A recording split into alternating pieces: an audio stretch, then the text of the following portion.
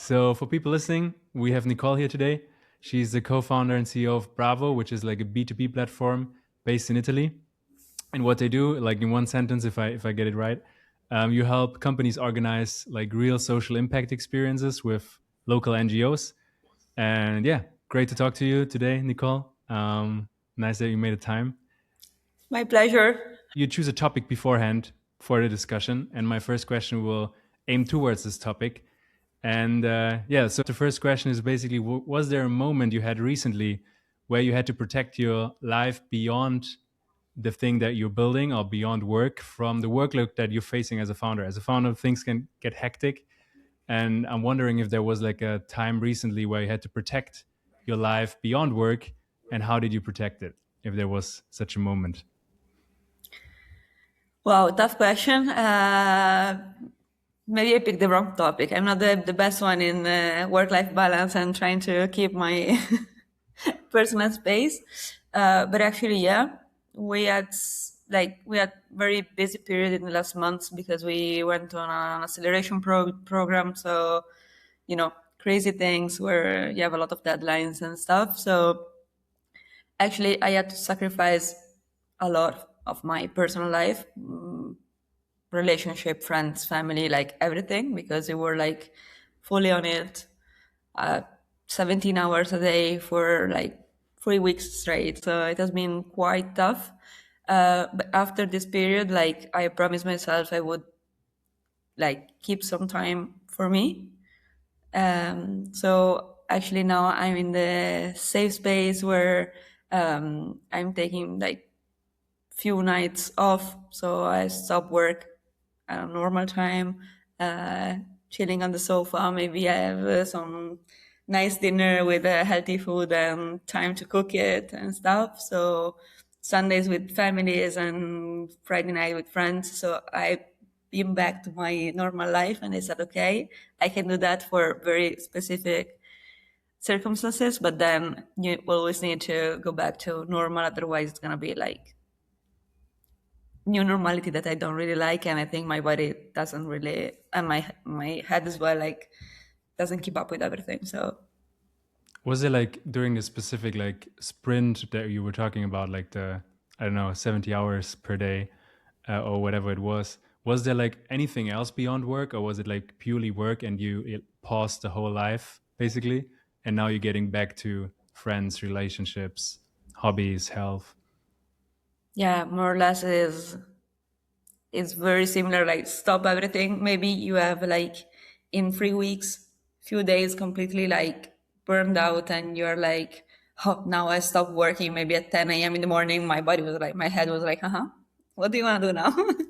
So we stop for a while, like I mean, a cafe, like or something, and then you have to go back again. So I'm not saying I'm not a machine, so I can't work 17 hours straight every day, but I had to post more or less everything, and yeah, maybe like very very few time, maybe at the gym or like 1 hour out. But yeah, I probably can Is count them. Is there anything that you refuse to give up, like as a founder? Also, if you look into the future, I can imagine like you're still growing with Bravo and you have like goals and the vision. Is there something that you along the way refuse to give up? Because I think there are a lot of sacrifices on the way. I can imagine. And like, is there anything specific in your personal life that you said to yourself, okay, this is something I won't give up, or that I will protect during that phase? So yeah, for me, like the most important thing, it has been the first mistake I did, and the first like, lesson I learned was holiday. I didn't go to holiday, like didn't do any travel, didn't stop for like periods. So maybe yeah, long weekends, but 3 days, like not that much. Um, when usually I always go on holiday at least 1 week during the summer. So the first year I decided not to go because of money, because of time, because of everything. But that was my biggest mistake. Like my brain needs new energy, and it can get it from like abroad much more than what I can get maybe also like, I don't know, stopping and lying on a beach for hours, even if I do it straight for like 3 days.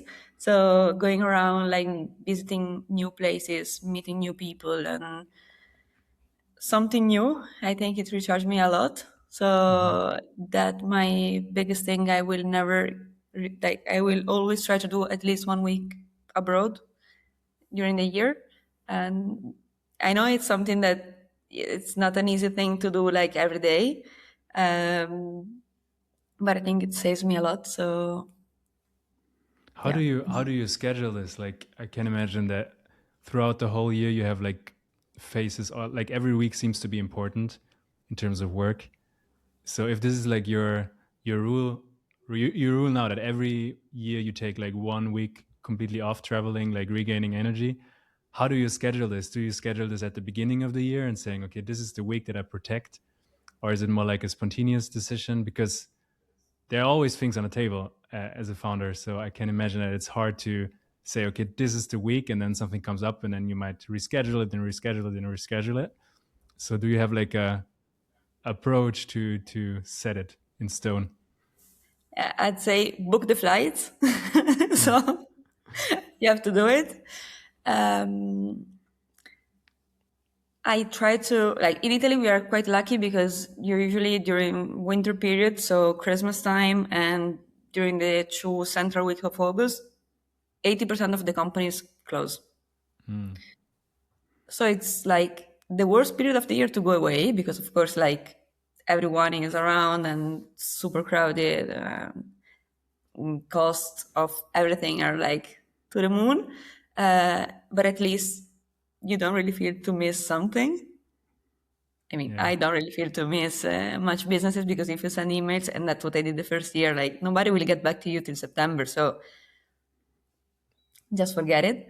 So we are trying to keep those weeks like very very much like safe, and also like usually for us for our business in January companies are still trying to understand how the year starts and all the new trends, regulations, and politics. New year's is new people, new mindset, new everything, so it's not that busy. So maybe just leaving like the first week of January and go away like that time, I still feel safe enough to say, okay, I'm not losing clients or losing possibilities. And so, yeah, If I got it right, you run like Bravo, but you alongside Bravo, you also have a position at Adecco, which is like a big talent company. I was thinking, what is like the actual cost that you're feeling there? Like, is the do you how do you balance your time, your energy while being a founder, but also having a position at such a company? Can you take us into your brain what it feels like in the bad days, but also like what the positive things about it are?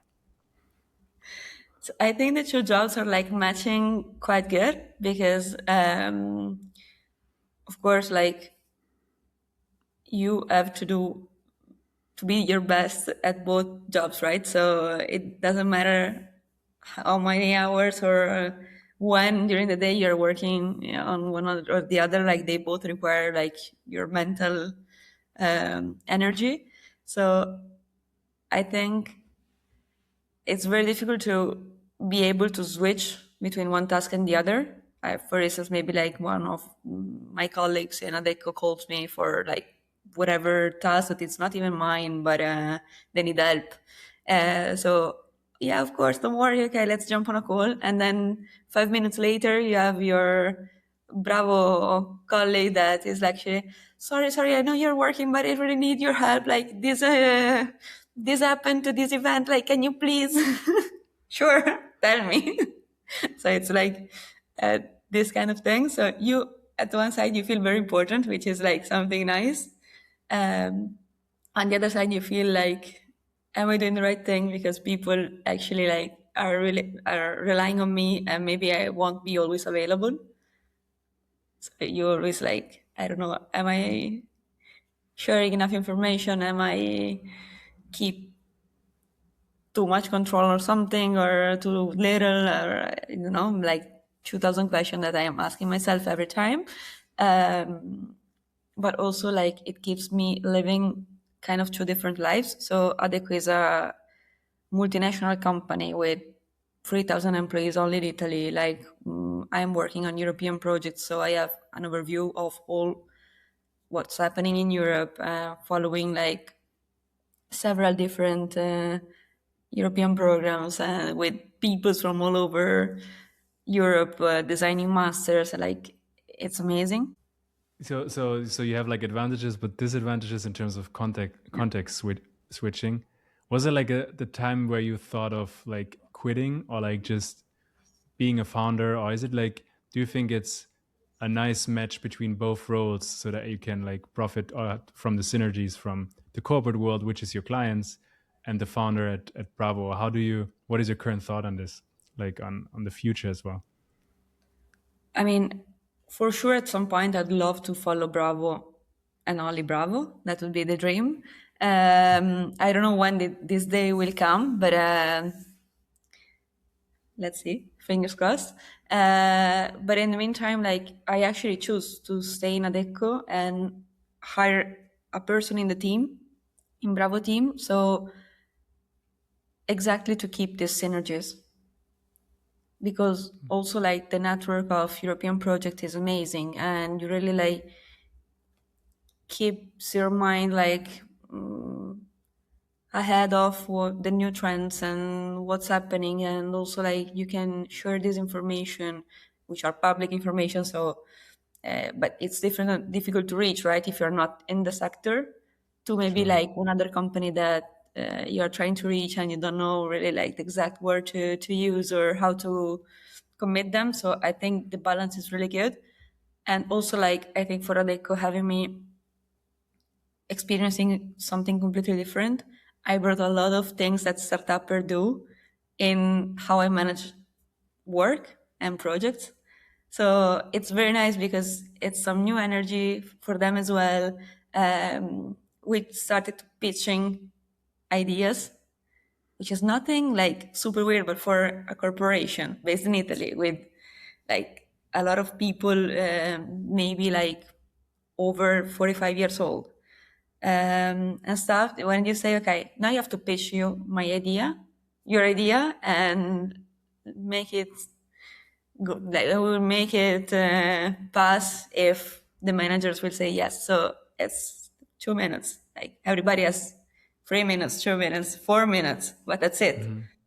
It's Coming back to your, like, also to the main topic, like life beyond work, and also how you yeah, tackle the challenge of, for example, those intense weeks. I talk to a lot of founders, and I feel like there's always like people outside of the the team or outside the company that actually see what you're going through and see things that you don't see in the moment. Is this something that you can also relate to? That, for example, during those intense phases, were there like things that you were giving up, but your friends or your partner or your parents saw that you were giving up on things that you should keep up with sleep, for example, or with whatever? Like, did you have those phases as well where there were people outside who are the people outside of work who give you like a reality check on how you're doing sometimes, if you have those people? yeah. I think my parents are the first ones. Uh, Now more than ever because we don't live together. So when I go to their house and say hi. We live very close, so maybe they just see me passing through, or maybe they don't see me for days, and they're Hmm. like, "Hey, hello, where are you? Are you still alive? Do you need food?" So yeah, sometimes maybe a bowl of something of lasagna or like whatever comes in front of your door, and you're like, "Thank you, I really needed this." So I really think they don't even make you feel guilty for that. They're just like giving you the solution, thinking about what you need. And so, okay, she's gonna skip having dinner or having lunch because she doesn't have time to cook.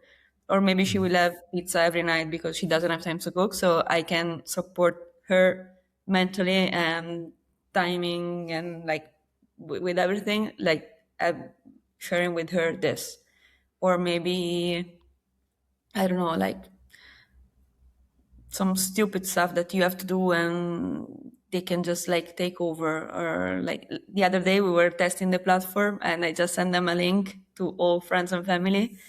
I like, guys, please, I need to test this. I have 2 hours, please. And they Try supported you. everything. And that's amazing because like they know they can support you. Like I was so happy. Like they tested everything in 15 minutes.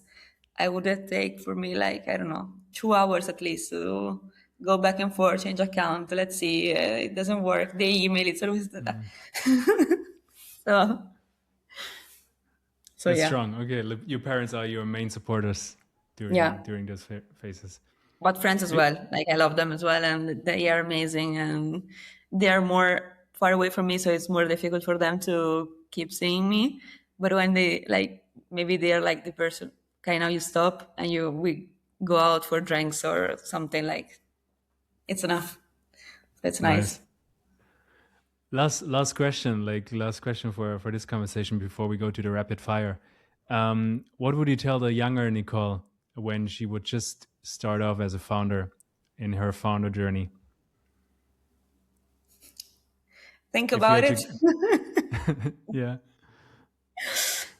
It's gonna be much more tough than you think. Even if you already think it's gonna be very difficult, but it's also gonna be amazing. Like all the successes that you make, like they are actually yours. Like you did it. So you and all the team, of course. Like it's, I feel very close with all the team that is working in Bravo, and I think this is very important for founders, for like small startups. And like you have to get along with the people you are in most of the time. So think really about who hire and when, and think about the right moment. Like you have responsibilities but also opportunities. So, and also, yeah, just like just try and it's gonna be good. That's it. and one optional question here, optional follow up. If you imagine Nicole from in 20 years, what would she say about your challenges that you're facing today? If you can imagine like yourself in 20 years, what would be the advice from Nicole in 20 years for you right now, if you would think about it? uh, I think it will be something like they were very small challenges um, that actually like, wait, like you have to overcome in order to become the Nicole that you are now. But now you see them, it's just like, thank God I did it. But maybe you put too much stress into it instead of just living the moment.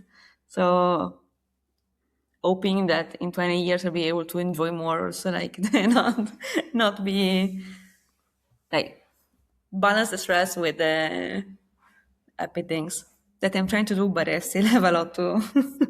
It's a practice, an Yeah. exercise, ongoing exercise. All right. Then I would say I have some fast questions for you at the end, if you're open to them. So first one, like if you can, like one sentence or one word. If you had to start Bravo again with only 500 euros, what's the first thing you spend it on? The money. 500 euros.